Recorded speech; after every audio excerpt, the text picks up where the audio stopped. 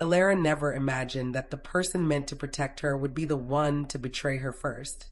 The first law of thermodynamics states that energy cannot be created or destroyed, only transferred or changed from one form to another. My mother-in-law, Beatrice Constance Ashworth, didn't just break that law, she eviscerated it. She harnessed the potential energy of a generations-old legacy, converted it into pure, unadulterated chaos, and unleashed it upon our lives with the precision of a bomb maker. And it all began not with a bang, but with a scent. The cloying, oppressive fragrance of night-blooming jasmine and failed ambition that clung to her like a shroud, a perfume she had specially commissioned in Paris during a spending spree in the 90s. It was the smell of my impending ruin. I am Elara Vance. At 32, I had meticulously constructed a life that was a sanctuary from the kind of drama I'd witnessed growing up. My world was one of curated calm. As a partner in a boutique graphic design studio, my currency was order, aesthetics, and clean lines. My home, a stunning penthouse apartment in a renovated Art Deco building, was a testament to that.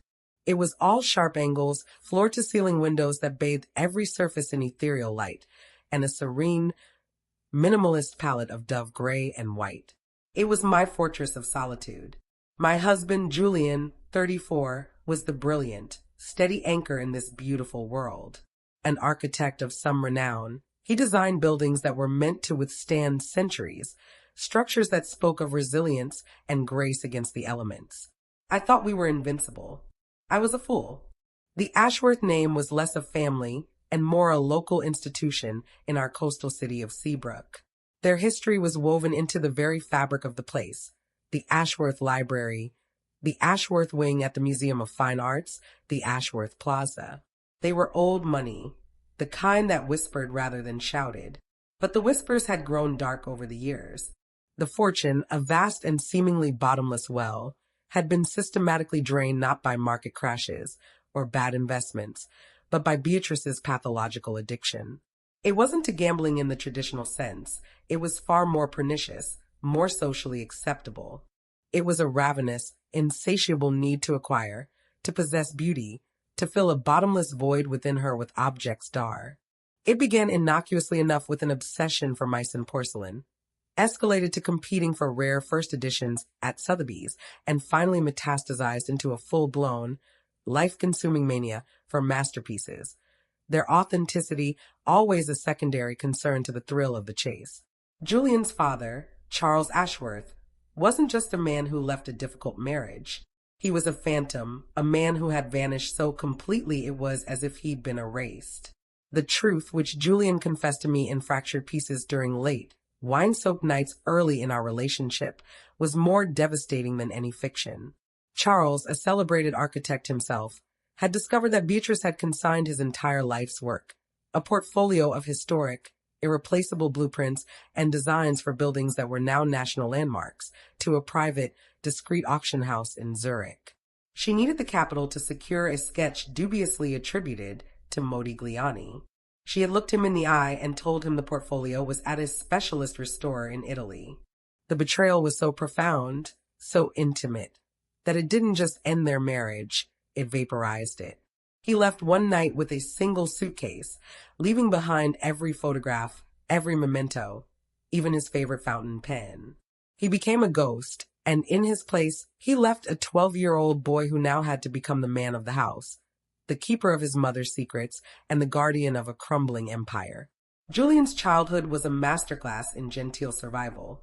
He learned to hide his birthday money inside the hollowed-out pages of old encyclopedias. He became an expert liar by necessity, telling persistent creditors that his mother was indisposed at our country estate, or traveling the continent. He developed a nervous habit of scanning every room he entered, not for threats, but for small, valuable items that might find their way into his mother's purse after a soiree, items he would later have to quietly return to host with mumbled excuses about his mother's forgetfulness. His love for her was a tangled, thorny vine of obligation, pity, and a terrifying, bone-deep fear of becoming the reason for her final collapse. Our marriage was almost a casualty before it even began. A week before our wedding, the heirloom diamond necklace my grandmother had left me, A delicate Art Nouveau piece that was my designated something old vanished from my locked jewelry box. The panic was immediate. It resurfaced a week later in a pawn shop 3 towns over, a place that smelled of desperation and stale cigarettes. Beatrice, with tears of performative remorse, claimed she had borrowed it for a charity event, and it must have been stolen from her clutch. The truth, which we pieced together from the pawn shop owner's reluctant testimony, was that she had used it as collateral for a quick cash loan to place a bid on a small, pre-Columbian funerary statue she simply had to have. Julian, the eternal appeaser, retrieved it, paying far more than the loan was worth. He framed it as a tragic misunderstanding. I saw it for what it was, a chilling preview of my future. The incidents became the sinister rhythm of our lives, the discordant background music to our marriage. She volunteered to house sit our minimalist apartment while we were on a week-long vacation in Iceland. We returned, jet-lagged and happy, to a scene of surreal violation. Every single piece of our carefully chosen art, the abstract prints, the black and white photography, was gone. In their place hung a garish collection of oversized, gilt-framed oil paintings of mournful clowns and dramatic seascapes. Our own belongings were unceremoniously stacked in a closet, gathering dust. Her justification, delivered with an air of patronizing authority, was that she was curating a more sophisticated energy for us. The audacity was so immense it was almost admirable. The final straw for the rest of the Ashworth clan came 2 Thanksgivings ago. Julian's older sister, Clara, a pit bull of a corporate lawyer with a zero-tolerance policy for nonsense, hosted the family dinner. The next morning, her vintage Cartier tank watch, a final, heartfelt gift from her late father, was gone from her nightstand. A citywide search ensued, fueled by panic and grief. It was discovered, days later, that Beatrice had taken it that very night and used it as a non-refundable deposit on an auction lot containing a set of Art Deco brooches. Clara didn't just get angry, she went nuclear. She didn't just demand the watch back. She obtained a restraining order and sent a cease and desist letter from her firm's intimidating letterhead. The family, what was left of it, closed ranks, officially and permanently casting Beatrice out. This left Julian, the loyal, guilt-ridden son, as her last and only defender, the sole pillar preventing her from plunging into the abyss. We built what I believed were fortress-like, impenetrable boundaries. No unsupervised visits to our home. Absolute zero access to our finances, our files, our personal documents.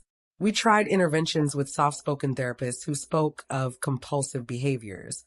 We gently suggested support groups for hoarding and compulsive shopping.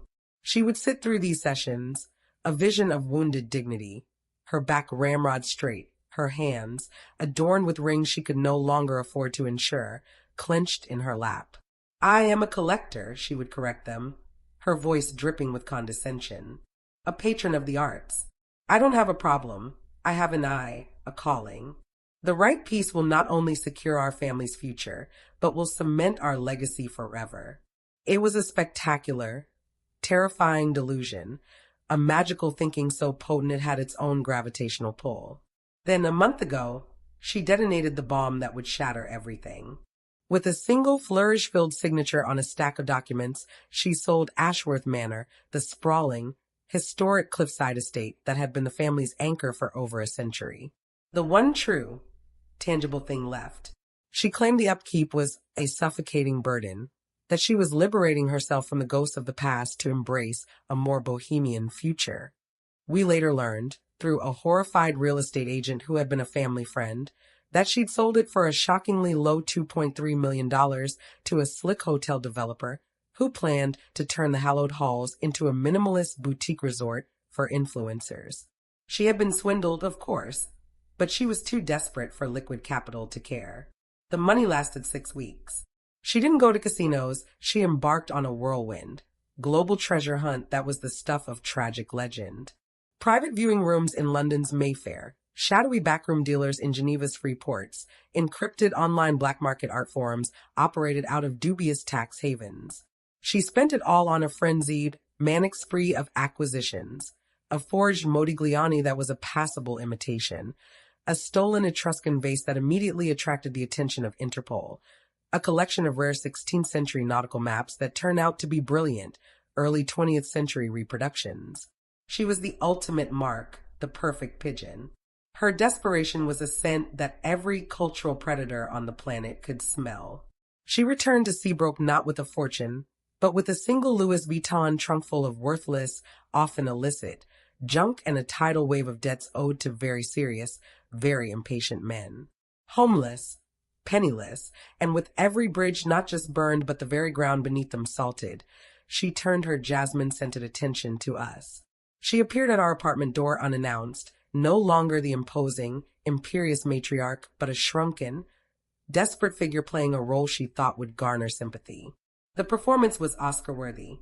"Just until I get back on my feet," she pleaded, her voice a tremulous whisper, her eyes wide with manufactured vulnerability. "You're my only family, Julian. I have nowhere else to go. I'm so alone." She clutched a single, monogrammed handkerchief. My answer was an immediate, visceral, and absolute no. It wasn't just a word. It was a force field I erected around my life, my marriage, my sanity. I told her, my voice colder than I knew it could be, that we would help her find a modest rental, connect her with social services, hire a financial advisor to navigate the bankruptcy.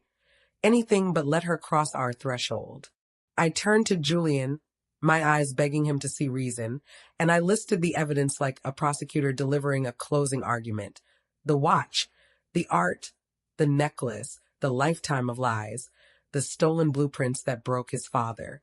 Letting her in, I said, each word measured and sharp, is like inviting a virus into our home, our marriage, our very souls. She will not just disrupt, she will consume everything in her path, until there is nothing left but debt and despair.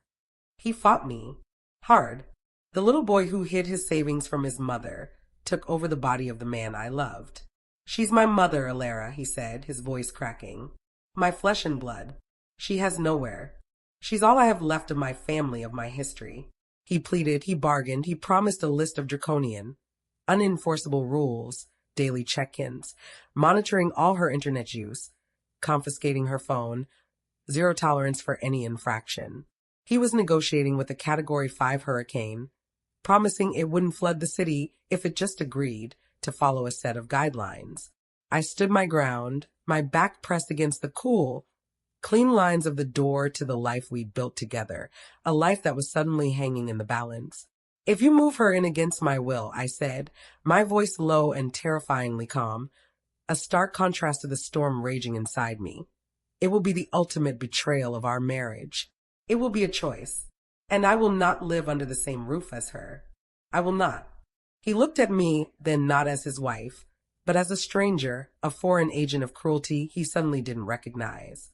The Cold War began. Beatrice, with great theatrical reluctance, took up residence in a shabby, faded grandeur boutique hotel downtown, the kind that smelled of old carpet and disappointment.